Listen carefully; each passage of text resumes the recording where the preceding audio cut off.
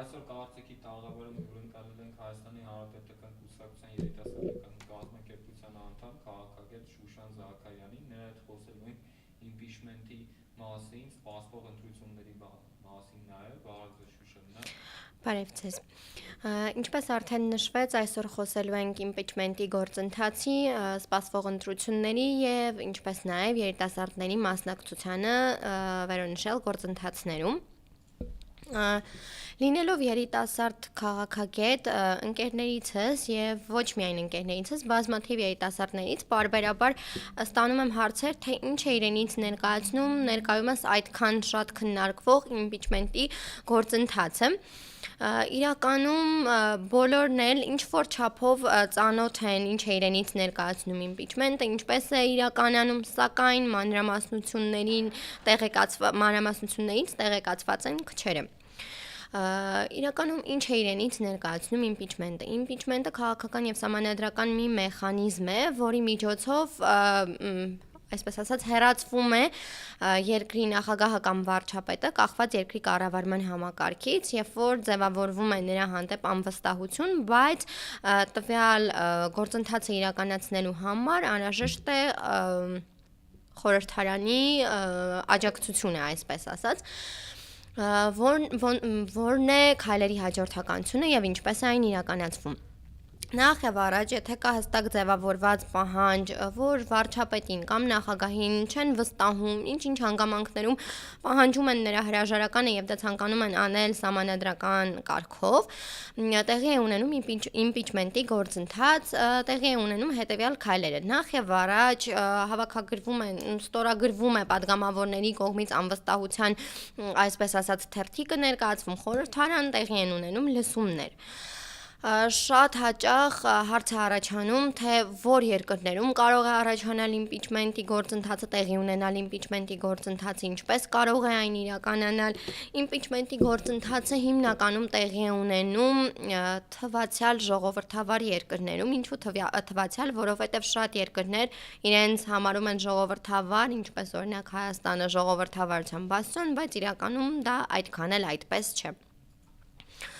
Իմպիչմենտի իրականացման գործընթացը տարբեր երկրներում իրականացվում է տարբեր կերպով եւ խոսելով իմպիչմենտի գործընթացի մասին կարող ենք առանձնացնել ամենավառ, այսպես ասած, եւ տպավորիչ օրինակները, որ տեղի են ունեցել։ Այն դեպքերն էին, երբ իմպիչմենտ հայտարարվեց ԱՄՆ նախագահ Դոնալդ Թրամփին, Ռիչարդ Նիքսոնին, Բիլ Քլինթոնին, իդեպ Ռիչարդ Նիքսոնը մինչև քվեարկության ավարտը տվեց հրաժարական, ինչպես նաև Հարավային Կորեայի նախագահ Պակ Գընհեյին։ Հայաստանը եւս անմասն չմնաց, այսպես ասած, իմպիչմենտի գործընթացից եւ 2025 թվականի ապրիլի վերջին Հայաստանում եւս մեկնարկեց իմպիչմենտի գործընթաց, որով ցանկանում էին, այսպես ասած, հեռացնել երկրի վարչապետին։ Իմպիչմենտի գործընթացը սահուն կերպով իրականացվելու համար անհրաժեշտ էր 36 падգամավորի քվեարկություն սկզբնական շրջանում եւ որից հետո արդեն հաջորդ փուլի համար 54 падգամավորի ստորագրություն։ Շատ հաճախ հարց է հնչում, թե ինչու ձախողվեց կամ ավարտին չհասցվեց կամ դադար տրվեց գործընթացին։ Ցանկանում եմ նշել, որ գործընթացի շարունակության համար անհրաժեշտ է, ինչպես արդեն նշեցի, 36 падգամավորի ստորագրություն, սակայն ընդդիմադիր падգամավորների քանակը խորհրդարանում 34-ն է։ Այստեղ չենք հաշվում, այսպես ասած, անկախ падգամավորներին։ Ընդդիմադիր падգամավորների քանակը 34-ն է։ Եվ այստեղից կարելի է կատարել հետևություն, որ հաջորդ փուլի եւ այս փուլի վերջնական իրականացման համար անհրաժեշտ է նաեւ իշխանական խմբակցության падգամավորների ստորագրությունները, այսինքն ընդդիմությունը պետք է կարողանա տանել հստակ աշխատանք նաև իշխանական թևից падգամավորներ ներգրավելու գործընթացին։ Շատ է քննարկվում հասարակության շրջանում, որ իմպիչմենտը հաջողություն չունեցավ, դադար տրվեց, ինչու չի շարունակվում, պետք է հասկանալ մի բան։ Քաղաքական դաշտում կայունություն պահպանելու համար ստեղծվել է մի մեխանիզմ, երբ իմպիչմենտի գործընթացը առաջին փուլում, այսպես ասած, չասեմ ձախողվում է, բայց հաջողություն չի ունենում, կարող է այն վերսկսվել 6 ամիս հետո։ Ինչպես արդեն նշեցի, սա տեղի է ունենում քաղաքական դաշտում կայունություն պահպանելու նպատակով։ Եվ հետևապես, քանի դեռ չի լրացել 6 ամիսը, չեն կարող շարունակել գործընթացը։ Հաջորդ ամենակարևոր ու թերևս շատ քննարկվող հարցը եւ մասնավորապես երիտասարդների կողմից հնչող հարցերը ինչ է սպասվում, ինչպես է լինելու, արդյոք այս ուժը կհաղթի կամ այն ուժը կհաղթի, դա հունիսի 7-ին սպասվող ընտրություններն են, խորհրդարանական ընտրություններն են։ Խոսելով խորհրդարանական ընտրությունների մասին կարող եմ ասել, որ ներկայումս երիտասարդների ներգրավվածությունը գործընթացում բավականին հակասական է, այսինքն մենք առերեսվում ենք երկու զուգահեռ իրականության։ Առաջին դեպքում երիտասարդները շատ ակտիվ կերպով ներգրավում են քաղաքական գործընթացներում, իսկ մյուս դեպքում ցուցաբերում են տոտալ անտարբերություն։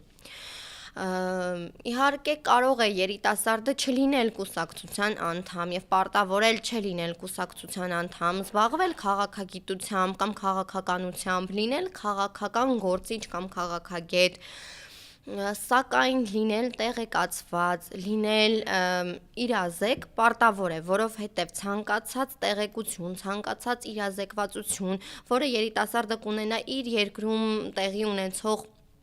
քաղաքական, հասարակական գործընթացների վերաբերյալ, դա լույս է դեպի իր ապագան։ Այսինքն, եթե երիտասարդը ցուցաբերում է տոտալ անտարբերություն, դա ոչ թե նշանակում է, որ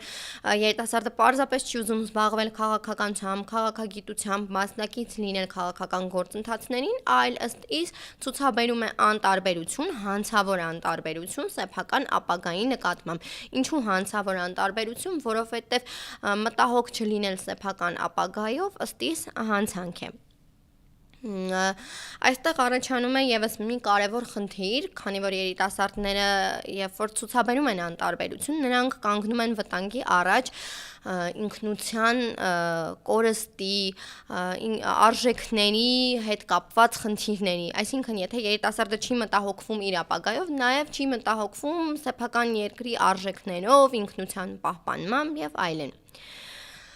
Կարող ենք ասել, որ հունիսի 7-ին կայանալիք ընտրություններին շատ մեծ դեր ունի երիտասարդությունը, որովհետև եթե երիտասարդը լինի տեղեկացված եւ կատարի իր հստակ ընտրությունը, մենք կունենանք այլ արդյունք։ Սակայն եթե երիտասարդը ցուցաբերի անտարբերություն եւ այդ անտարբերությունից ու անտեղյակությունից ելնելով չմասնակցի ընտրություններին կամ պարզապես մասնակցի հետևելով կողքից իրեն թելադրվող ինչ-որ քայլերի կամ կողքից օրինակ, ընկերը, բարեկամը կամ ծանոթը ինչ քայլեր են անում, մենք կունենանք լրիվ այլ պատկեր։ Ամփոփելով կարող եմ ասել, որ ցանկացած երկրի, ցանկացած պետության ուժը հիմնասյունը երիտասարդությունն է եւ որքան իրազեկ է երկրի հասարակությունը երիտասարդների գլխավորությամբ, այնքան ավելի կայուն է տվյալ պետությունը եւ այնքան ավելի հուսալի է տվյալ երկրի ապագան։ Այսքանը։ Ասեք, օրինակ, որ վաղը լինեն ընտրություններ, որպես երիտասարդ ու երիտասարդների խնդիրներով զբաղվող քաջատեղյակ մարդ, ձեր կարծիքով երիտասարդությունը ում կընտրի սենց ընտրությունները, որ ովքեր հայտարարել են, որ մասնակցել են ընտրությունների, օրինակ լինի վաղը ընտրությունները, ով կընտրի։ Շատ բարդ եւ հակասական հարց եք տալիս ինչի համար, որովհետեւ այսօր, եթե խոսենք այսօրով, երիտասարդների մեծ մասը կամ չի մասնակցի ընտրությանը, կամ մասնակցելով ընտրությանը կանի այնպիսի ընտրություն, որը մեղմ ասած այդքան էլ ցանկալի չի լինի։ Կարծիքով այդպիսի խարիզմատիկ լիդեր այսօր քաղաքական դաշտում, ում երիտասարդները որպես խարիզմատիկ լիդեր կընտրեն իրան, որովհետև երիտասարդները հենց նաև ընտրություն կատարում են որպես հենց լավ լիդեր, խարիզմատիկ լիդերի տեսլական տեմերով։ Հենց դրա համար էլ ես նշեցի, որ մենք այդքան էլ ցանկալի արդյունք չենք ունենա, որովհետև խարիզմատիկ լիդերը դեռ չի նշանակում այնպիսի լիդեր, ով կկարողանա Հայաստանի Հանրապետությունը դուրս բերել ներկայիս քաոտիկ վիճակից եւ այդ իսկ պատճառով ասացի, որ կանի հավանաբար սխալ ընտրություն։